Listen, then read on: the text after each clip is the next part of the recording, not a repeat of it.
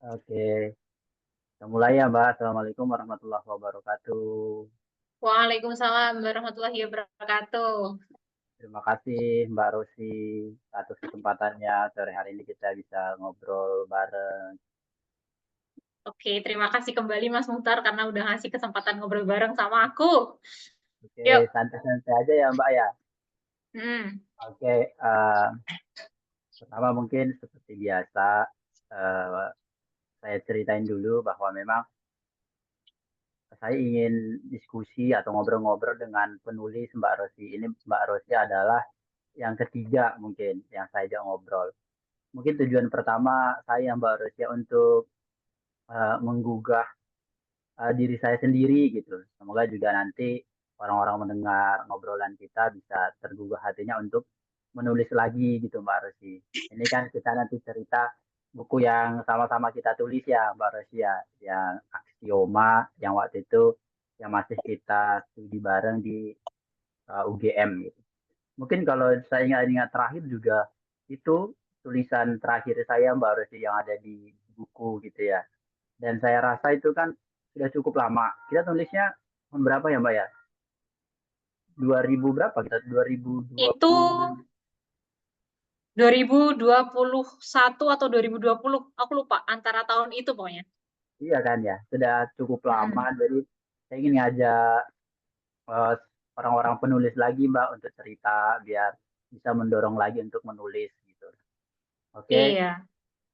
sebelum kita ngobrol, kemudian yang kita bahas teman-teman seperti biasa kita nggak akan bahas secara letter log isi bukunya secara menyeluruh gitu. Tapi yang saya ajak teman-teman, guru-guru yang juga menulis adalah kemudian bagaimana motivasinya, bagaimana malah proses kreatifnya sehingga bisa menulis sebuah buku gitu. Mbak Rosi ini adalah saya kenal memang waktu itu karena kita buat kelas bareng untuk menulis sebuah buku yang waktu itu kita masih di Kelurahan LPDP di UGM yang setelah ada setahunan mungkin ya yang juga surprise kepada saya sendiri karena akhirnya menikah dengan salah satu teman saya juga Mas Reja. Semoga menjadi keluarga sakinah mawaddah warahmah Mbak Rosi. Amin. Amin ya rabbal alamin. Terima kasih Mas Muhtar. Oke.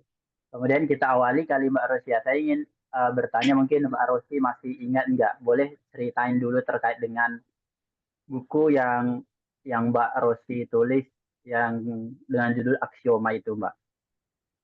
Iya. Kalau buku Aksioma itu kan emang proyek buku ya Mas, waktu kita kelas menulis bareng kan ya, waktu tahun 2021 Mas, aku ingat soalnya itu kita sama-sama bareng jadi pengurus kan. Terus Iya, iya. itu ada beberapa teman kita yang akhirnya mau nulis bareng juga gabung di sana. Dan menurutku isi buku Aksioma itu genrenya jadi macem-macem gitu loh. Kita nggak hanya tahu point of view gimana orang tuh patah hati, gimana seorang itu jatuh cinta, tapi juga bagaimana orang itu memandang kehidupan, memandang hidup. Ada yang ceritain tentang mimpinya, ada yang ceritakan tentang hubungan dengan kedua orang tuanya gitu.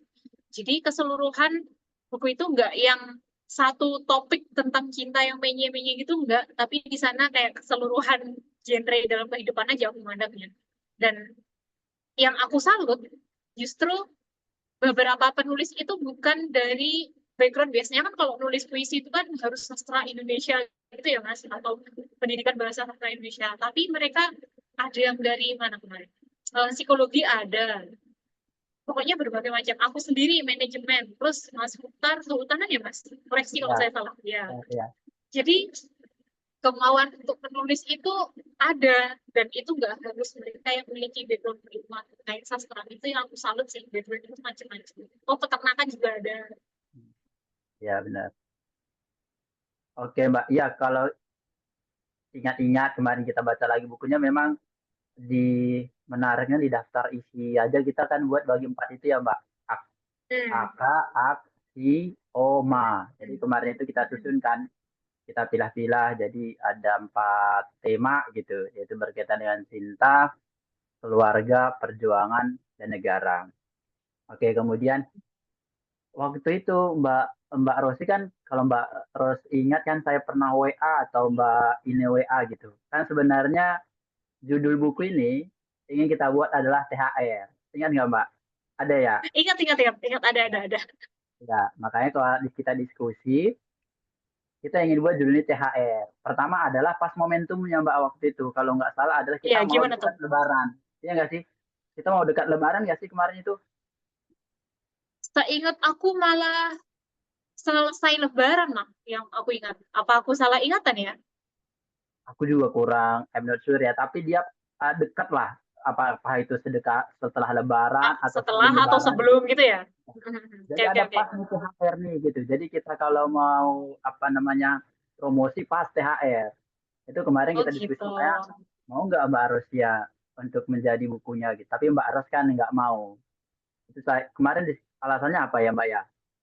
Iya, Kenapa nggak mau alasan THR? aku ingat kok, aku ingat di WA Mas Mutar sama Mbak Ina terkait judul bukunya THR aja teman hidup Rosi. Nah, Iya. alasan aku karena bikin puisi THR itu seingatku itu yang kayak random aja. Momennya oh iya Mas bener mendekati Lebaran, bener-bener mendekati Lebaran, terus aku random nulis dan itu kan kayak personalku aja. Ya, Kemudian itu kan mau nentuin judul buku, aku udah baca tuh puisi teman-teman yang lain, ya. termasuk yang tentang perjuangan dan juga negara. Terus kalau misalkan ada puisi dengan temanya yang cinta tanah air, tapi kok judul bukunya THR, teman hidup Rosi, Oh, itu kayak nggak masuk gitu. Makanya aku agak keberatan di sana. Terus aku kan juga menjelaskan alasanku menolak gitu. Akhirnya kan disepakati judul bukunya Aksioma. Nah, itu juga bagus sih. ya, Itu lebih, kupikir lebih general dan masuk ke semua judul puisi yang ada gitu menurutku. iya, iya.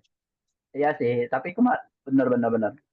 Tapi kita kan memang baca beberapa puisi gitu ya Mbak. Sejujurnya memang saya cukup tertarik dengan ini karena THR gitu kan. Ini menarik juga nih kalau kita karena itu pas pas momentumnya gitu. Iya, Jadi ngerti kok, teman-teman paham, mungkin paham, paham. bisa kita kayaknya dijual oleh kelurahan ada sih kayaknya kalau ada yang mau beli bukunya ya. Iya, ada. Saya ingat aku, kita ngelakuin promosi juga kok terhadap buku yang kita terbitin bareng-bareng itu. Cuma aku nggak yang ngurusin order-ordernya gitu, aku nggak ikut ngurusin itu, Mas. Oke. Ini boleh nggak kita bacakan puisinya Mbak? Mbak yang bacakan atau saya? Mas mutar aja, Boleh, aku boleh tapi bela ya. sendiri. Boleh, boleh, boleh, boleh. Tapi mungkin saya juga baca izin mungkin nggak apa ya setinggi nada gitu-gitu ya. Saya cuman baca Hmm. biasa aja ya. Jadi teman-teman biar biar kebayang gitu. Judulnya adalah THR.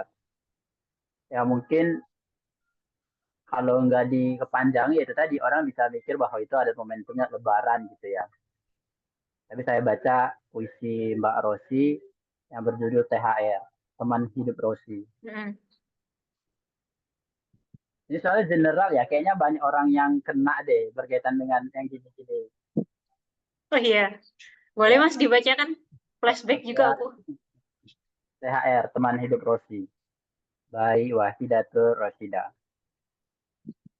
Kalau setiap hari ada Idul Fitri, kamu mau jadi apa? Kue kacang, nastar, rengginang, opor ayam, atau menjelma toples mewah yang dililiti isolasi bening. Tak jua ditemukan ujungnya. Menyusahkan, seperti hubungan cinta remaja. Ah, apapun kamu menjelma, aku menemaimu kue kacang. Kukagumi engkau dengan suka duka yang berembus kencang.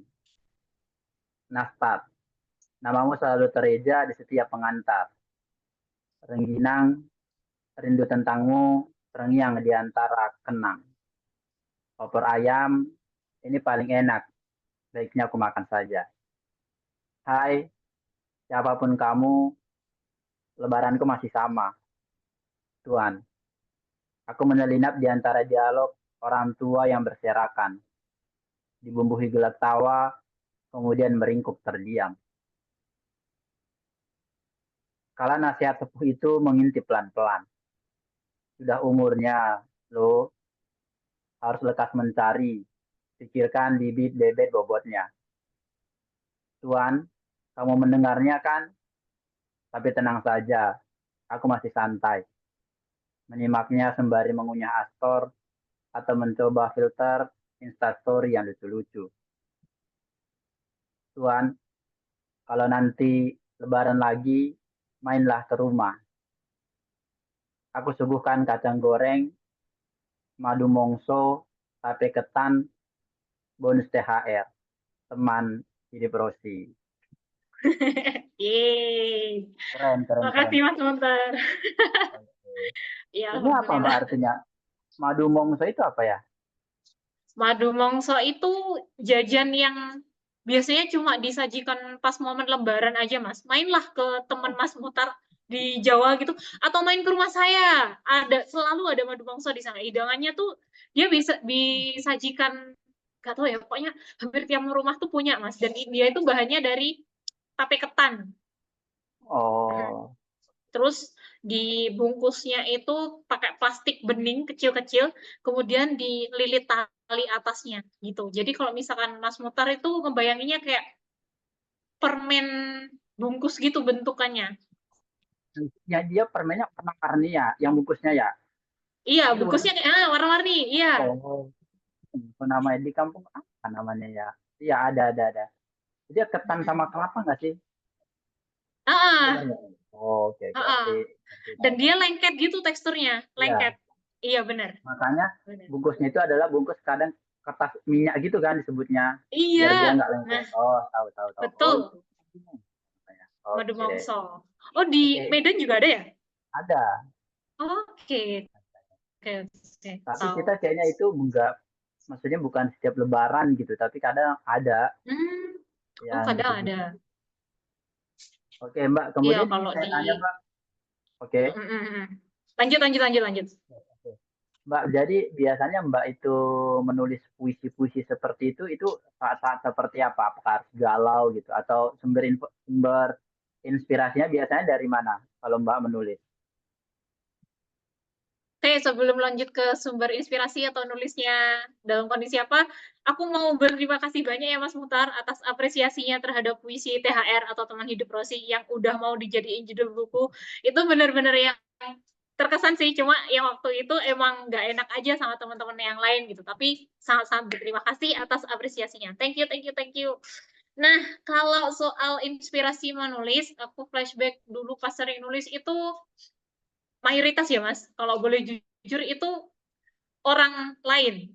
Jadi ada beberapa puisiku itu emang kisah yang aku rasain terhadap si objek orang lain ini, atau justru ceritanya orang lain terus ku jadiin puisi kayak gitu. Nah, kalau misalkan momennya pas, biasanya momen apa sih aku bisa nulis puisi?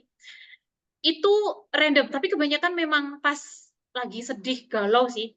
Aku akan mengakui itu karena dulu itu kenapa aku suka nulis puisi, pas ikut organisasi UKM penulis di kampusku S1 dulu itu sering ketemu teman-teman yang melakukan healing dengan menulis. Jadi mereka itu ketika ngerasain suasana hati yang seperti apa, itu dituliskan. Pas lagi seneng, kayak galau, sedih, itu tuh mereka rajin nulis. Tapi mereka nggak yang hanya rajin nulis gitu, Mas. Pasti ada, apa ya, sampingannya. Dia membaca buku yang mana itu menggambarkan perasaannya juga gitu. Jadi nggak baca buku iya, nulis perasaannya, menuangkan ketulisan juga iya gitu. Seperti itu kalau aku pas nulis puisi gitu. Nah, kalau Mas Mutar sendiri gimana nih? Aku juga pengen tahu. Oke. Kalau aku kadang mungkin self claim gitu ya Mbak Ros ya. Tapi aku memang orang yang penikmat kata-kata indah gitu Mbak Ros. Yang kadang sedikit mungkin hiperbola, romantis gitu. Jadi aku em, salah satu aku headline Mbak Ros ya, orang pertama yang aku ajak ngobrol ini adalah namanya Pak Irfan Mbak Ros. Jadi yang aku paling suka itu adalah di mungkin halaman kedua setelah covernya. Jadi dia bicara terkait dengan ayah gitu. Begitu istimewanya dia hanya satu atau dua kalimat. Jadi mungkin kalau aku menulis puisi, karena aku memang suka eh, apa itu tadi kata-kata indah gitu Mbak Ros. Kalau sumbernya aku sih kebanyakan dari pengalaman sendiri gitu ya. Hmm. Mungkin kadang aku agak apa ya sedikit worry mungkin kalau aku ceritai pengalaman orang lain seperti itu. Tapi Oh. memang kadang imajinasiku aja Mbak Ros gitu. Mungkin kalau aku kayak gini gimana ya gitu. Jadi kalau Mbak Ros baca puisiku, justru di sini kita kan beragam ya. Aku kan catat judul-judul puisi Mbak Ros kan ada THR, Bosan, Kita, Sebuah Akhir, Pesta, dan Usai gitu ya. Kalau Mbak Ros, aku kadang menarik di situ Mbak Ros. Kadang aku apa ya? Kadang random aja. Jadi kalau Mbak Ros baca puisiku itu jadi satu kalimat Mbak Ros. Judulnya Andai saja. Kalau Mbak buka nanti puisiku itu ya, andai saja Mm-mm. aku seberani itu. Jadi kalau digabung puisiku itu, yang Oh. digabung itu akan satu kalimat. Andai saja aku seberani itu. Nah, itu aku sebenarnya perasaanku ya itu aku tulis memang untuk ya istriku sekarang gitu, yang dulu belum jadi istriku. Jadi itu nanti Mbak Ros bisa baca itu Oh. jadi satu itu gitu. Jadi aku kadang kalau aku seringnya sih menulis itu dalam posisi aku lagi senang bahagia gitu sih Mbak. Kadang kalau aku malah apa namanya sedih mungkin aku makan gitu ya kali nonton gitu. Aku nggak menulis gitu. Kalau nulis kan paling kalimat-kalimat sing besarnya doang. Nanti aku lanjutin gitu sih Mbak kalau aku menulis puisi gitu ya. Tapi Hmm. kalau Mbak Ros sendiri nyamannya atau enaknya nulis apa? Cerpen, puisi, atau novel gitu? Kalau aku dari ketiga yang Mas Mutar sebutin itu sepertinya paling condong puisi sih Mas emang. Karena mungkin sama Mas Mutar kan bilang tadi menyukai kata-kata atau Iya diksi kan? gitu. Aku juga suka kayak diksi dalam bahasa Indonesia itu banyak ya. Sampai aku tuh install aplikasi apa namanya bentar Thesaurus Mas, Ya, Thesaurus. ya. Itu Tahu, tahu. supaya aku tuh tahu jadi ada kata apa lain nih yang bisa menggantikan satu kata tertentu gitu. Jadi kalau aku Hmm. nulis bisa kaya kosakata yang aku pakai gitu. Itu karena di puisi itu aku bisa mengolah diksi, membentuknya sebagai prosa bait, terus itu bisa mencerminkan perasaanku gitu. Nah, terus selain apa Mas tadi aku kan bilang pas galau atau sedih gitu ya. Nah, kalau Mas Mutar ternyata kebalikanku, justru pas lagi seneng. Nah, aku kalau pas lagi seneng tuh malah kayak nggak mencurahkan lewat tulis, tapi menikmati momen yang ada gitu. Terus dulu itu ada di kala momen aku nggak lagi sedih, nggak lagi galau, tapi aku lagi di perjalanan, misalkan. Kita kan kalau lagi duduk di dekat Ya, jendela di ya. kereta api atau di bus Benar, benar, benar. perjalanan jauh itu kan kita menerawang jauh lewatin jalan-jalan terus ngelamun kemana-mana itu bisa jadi tulisan mas Benar, kalau aku. benar, benar, Jadi benar. kayak gitu kalau dari saya. Kalau misalkan Mas Mutar juga kayak gitu nggak? Pernah nggak kalau misalkan di perjalanan tahu-tahu ide nulis gitu, ada burung lewat gitu, oh ada pohon tumbang gitu, Ya, ada ya, air menggenang di jalanan gitu. benar, benar, Mbak. Saya juga berapa kali ya. Kan dulu kita kuliah di Bogor ya. Ini jadi Ah, nostalgia. Dan tahun istri saya kan ya sorry, kita kan kuliah di Jogja. Tahun istri mm, saya kan di Bogor. Jadi kalau mm, waktu itu kalau saya bersilaturahmi ke rumah mertua sama istri saya ya 9 atau 11 jam ya Mbak. Dari Jogja ke Jakarta dulu, Pasar Senen, nanti naik iya, kereta lagi ke Bogor. Ya, selama itu saya biar nggak bosan itu tadi yang baru bilang ada segerombolan burung yang terbang gitu kan. Ada hamparan mm, sawah, petani-petani ya. Saya beberapa nulis gitu. Tapi kalau pengalaman saya Mbak ini kan sharing-sharing ya. Memang kalau penulis itu bilang kalau kita mau produktif itu ya kita nggak bisa hanya menunggu momen. Jadi nggak selesai itu tulisan kalau memang jangka panjang mm, gitu ya. Apalagi misalnya ini kan kita tulis Mbak, mm. kita gabungan ya sama teman-teman, makanya bisa selesai gitu. Kalau saya flashback sebentar, Mbak Ros, saya kan ada nulis pertama itu, saya sangat pertama nulis kan senang sekali Mbak Ros. Waktu itu tulisan pertama saya adalah sama juga kayak gini, gabungan. Bisa Mm. inspirasi mahasiswa penerima bidik misi dulu Mbak Ros. Ya, sekarang itu kan dianya Oh, KIP kuliah gitu ya. Jadi iya, dulu iya, iya, iya. organisasi kita itu diusun namanya Gama Diksi, Keluarga Penerima Oke. Belajar Bidik Misi. Jadi seluruh USU itu dibuatlah ajang lombanya gitu Mbak Ros. Jadi 30 terbaik itu dibukukan. Ah, disitulah dulu Mm-mm. pertama kali saya menulis. Tadi itu keren banget ya bisa menulis ya gitu. Kemudian saya Mm-mm. coba menulis sendiri-sendiri. Yang tulisan buku saya pertama rilis itu kan judulnya Anggota Anak-Kanta, Mbak Ros. Artinya itu adalah sudah masak nasi kita. Filosofinya seperti yang kita kita tulis di Aksoma itu. Ada cerita tentang Mm-mm. cinta, cerita tentang perjuangan, cerita tentang keluarga gitu. Tapi memang saya harus mengakui untuk menyelesaikannya itu Mbak Ros, saya mungkin beberapa hari atau berminggu itu di kamar aja. Kita nggak bisa nunggu momen itu. Mau nggak mau ya harus kita tulis gitu-gitu. Gitu sih. Dan itu yang sekarang sulit untuk kita lakukan gitu Mbak Ros. Dan aku merasa jangan-jangan kita mencari pembenaran aja gitu. Ah, ini kita sibuk sekarang ini nih, kerja ini nih, nggak ada waktu untuk itu tuh gitu.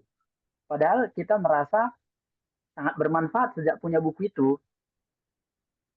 Misalnya saya bisa diterima di LPDP juga bisa jadi karena buku itu, karena saya menceritakan itu gitu. Kalau Mm-mm. menurut Mbak Rosi sendiri, apa Mbak Ros manfaatnya kalau kita punya tulisan yang itu ada tercantum dalam sebuah buku gitu? Mbak Ros punya experience nggak? Kalau misalkan manfaat dari nulis sendiri ya, kayaknya itu Mas, aku terngiang apa sih? Ada seorang tokoh yang berkata begini, aku menulis maka aku ada. Hmm. Aku lupa nama tokohnya, tapi statementnya itu cukup terngiang gitu. Itu yang mengartikan, aku artikan sebagai kalau misalnya kita berkarya, kita itu akan terus hidup dalam karya itu. Kita akan terus dikenang sama orang lewat karya-karya kita gitu. Nah, makanya dulu emang ya sama tulisan aku terakhir yang dijadikan buku itu juga Aksioma itu di tahun 2021, yang mana itu udah 3 tahun lalu gitu.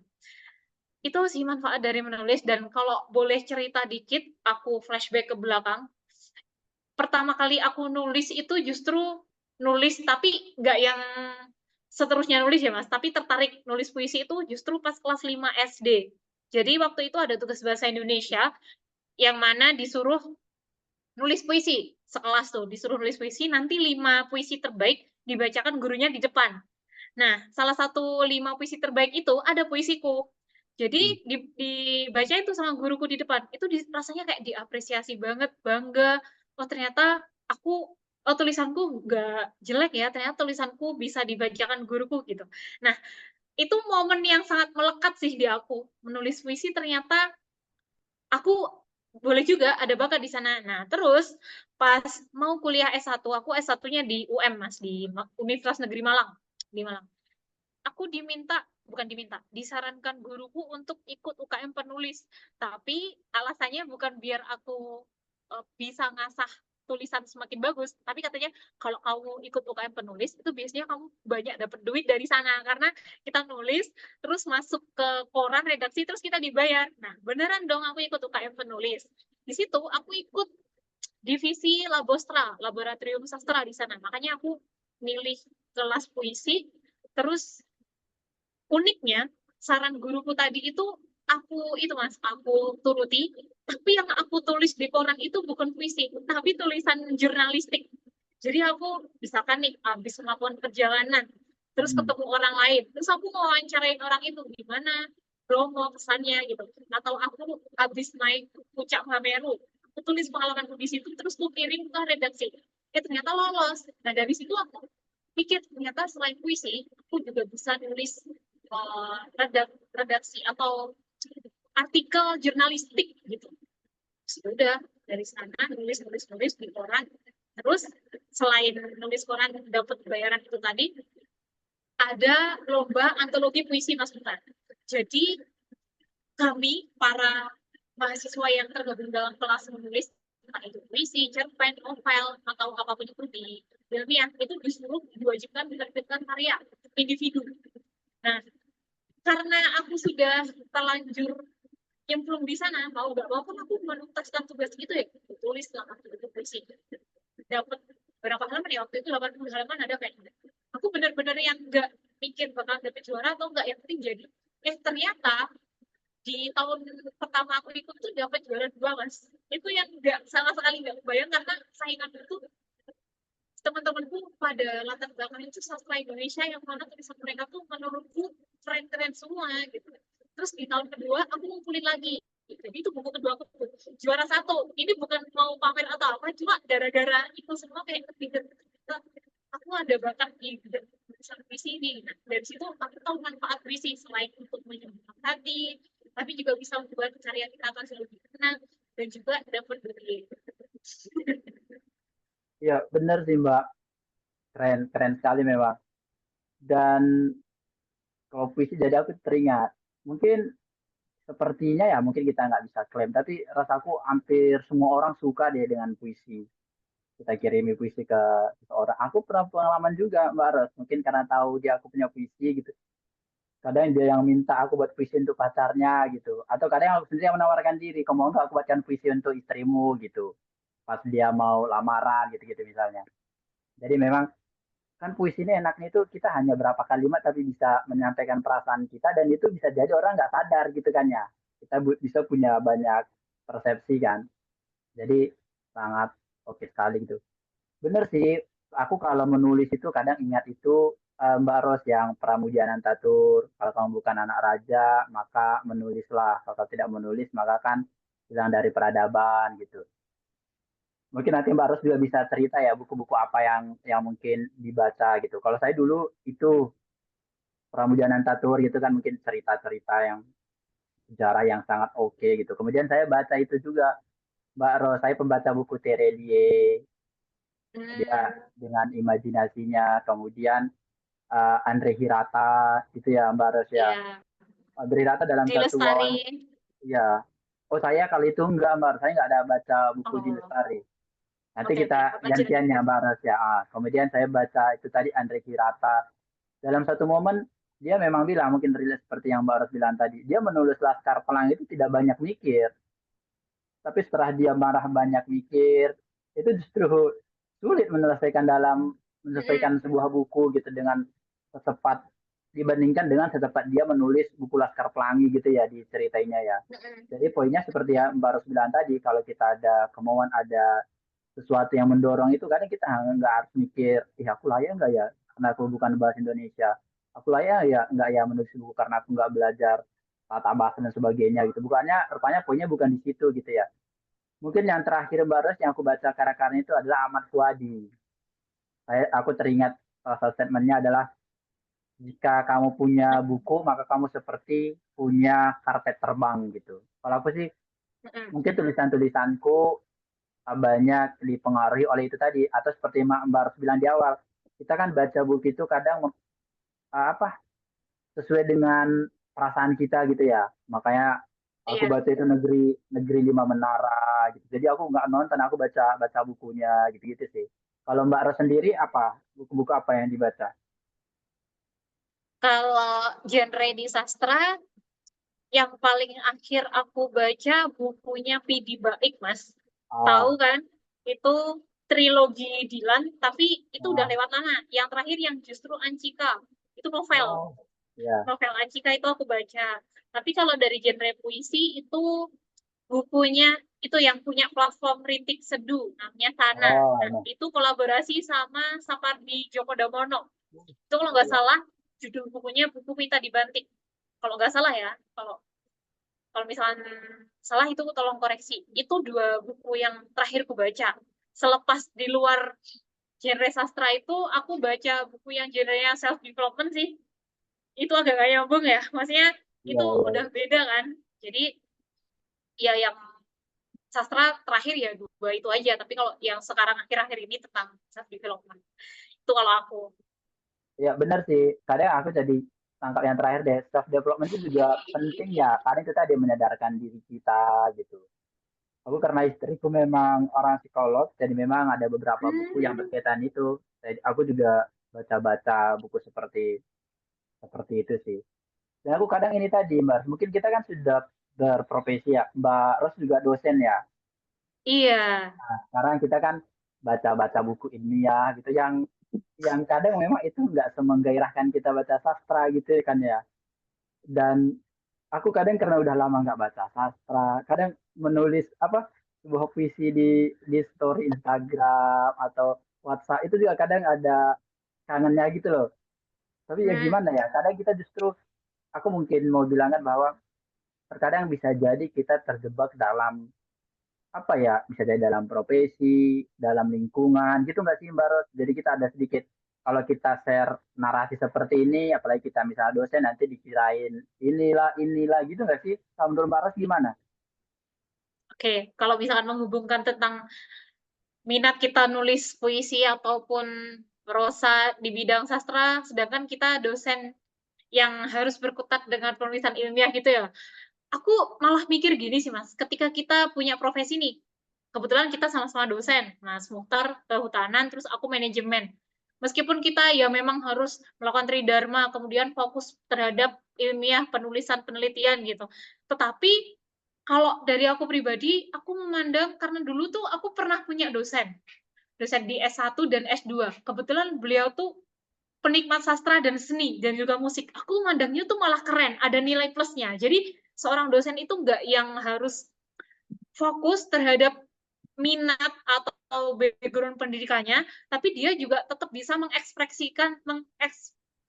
gimana sih, mengekspresikan hobinya, entah di bidang musik, entah di bidang sastra, puisi itu tadi. Karena menurutku bisa seimbang gitu loh antara profesi kita dan juga dengan hobi kita. Kalau aku malah itu nilai plus, nggak yang jadi alasan, ah aku sekarang udah jadi dosen terus backgroundnya juga jauh dari hobiku. Nggak gitu. Nanti nggak seimbang yang ada. Justru kalau kita punya kesukaan ya diterusin aja gitu kalau menurutku nilai plus.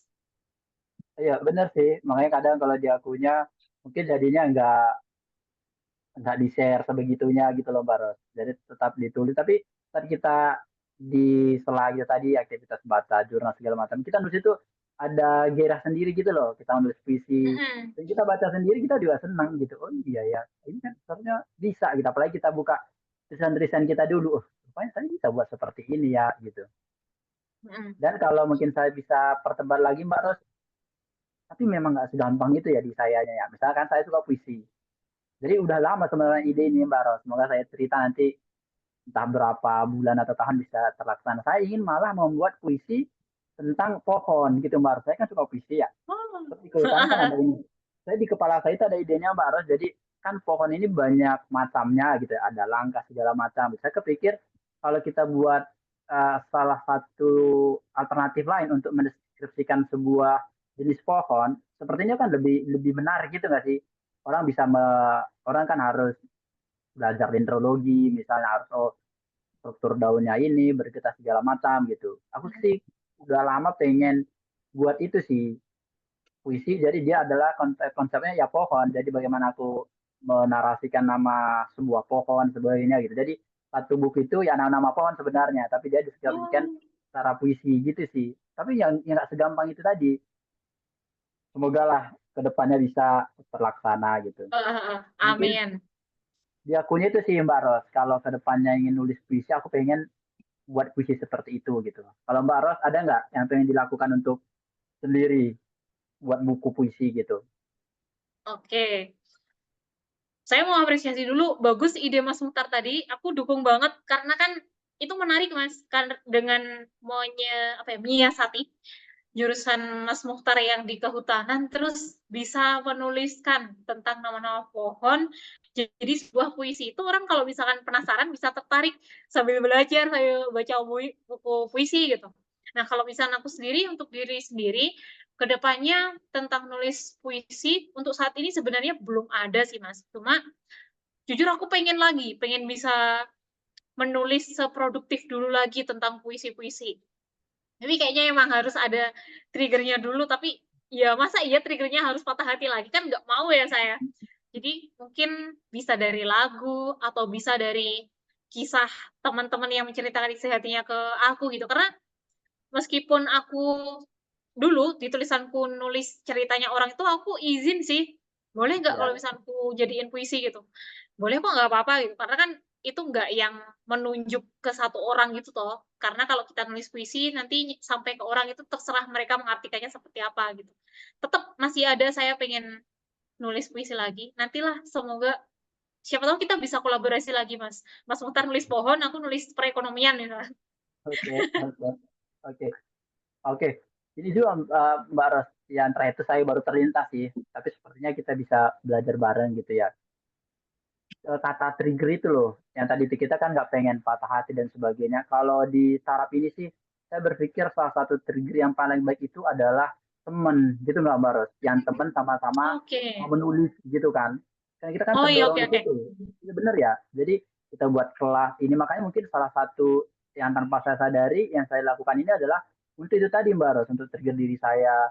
Kemarin juga sudah kita chat lagi ya di grup kita itu ya, mau nggak menulis ini, mau lagi nggak nulis puisi bareng gitu-gitu ya. Jadi mungkin rasaku memang di aku sendiri gitu Mbak Ros, butuh teman yang itu memang baik itu sekomunitas seperti yang kita lakukan waktu itu kan sebenarnya cukup baik ya dengan Mbak Ine. Kita kasih waktu dulu nulis sesuatu, kemudian kita ketemu lagi, kita bahas bareng-bareng.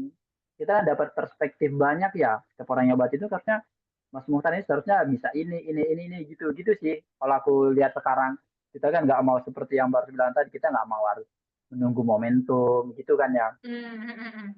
Oke deh, semoga lah ya rencana kita bisa terwujud Mbak Ros. Mungkin ini kan Mbak Ros juga mau ada kegiatan ya. Mungkin beberapa menit sebelum terakhir itu saya selalu minta persepsi itu Mbak Ros. Eh, ya nggak apa-apa lah kita sebut nasihat ya, atau terlalu mudah kita memberikan Oh. sebuah nasihat. Tapi mungkin Gimana, Mas? bagaimana lah Mbak Ros untuk memotivasi, ya motivasi saya atau mungkin motivasi orang yang bisa perasaannya kurang lebih seperti saya gitu. Biar kita tetap menulis gitu Mbak Ros. Kalau dia sudah penulis, tetap menulis, atau yang dia belum pernah menulis, jadi dia bisa menulis gitu Mbak Ros. Monggo. Oke, bagi teman-teman yang barangkali seperti kita berdua saat ini, yang dulunya produktif menulis, terus pengen bikin tulisan lagi, pesan untuk saya dan teman-teman semua, mulailah nulis lagi. Nggak usah menunggu. Dan jangan menuntut tulisan kalian harus sempurna. Tapi biarin aja apa adanya, karena menulis itu sebuah proses. Nanti lama-kelamaan tulisan itu akan bagus dan kita dapat menerimanya. Jadi mulailah menulis. Oke, terima kasih Mbak Ros motivasinya. Semoga kedepannya kita semakin produktif gitu Mbak Ros ya. Baik itu Amin. nanti di penulisan kita berkaitan dengan sastra gitu. Atau kedepannya mungkin kita juga bisa menulis dalam hal-hal yang lebih ilmiah gitu ya. Karena kita juga Iya. berprofesi sebagai dosen. Itu juga cukup menarik sih. Ya juga tantangannya harus kita taklukkan gitu ya. Karena kita berprofesi Mm-mm. di akademisi gitu.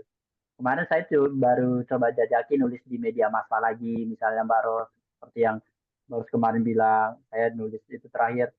Ada itu dua ya, pohon dan kehidupan. Kemudian yang kedua adalah dia kenapa setiap pemilu aku pohon, titik dua, kenapa setiap pemilu aku terluka gitu Mbak Ros. Yang aku tulis waktu itu adalah di setelah selesai pemilu gitu. Hmm. Mungkin tapi berhenti di situ juga, makanya sepertinya butuh asupan lagi, butuh tenaga lagi, makanya cari teman untuk ngobrol gitu. Mungkin sekali lagi Iya. terima kasih Mbak Ros. Semoga sehat-sehat selalu sampai Amin. ketemu lagi secara langsung. Oke Mbak. Amin, amin, amin. Sehat-sehat selalu juga Mas Muhtar. Terima kasih atas kesempatannya. Oke Semoga Mbak. kita bertemu lagi. Oke. Tunggu ya Mbak. Jangan di scroll ditutup dulu ya.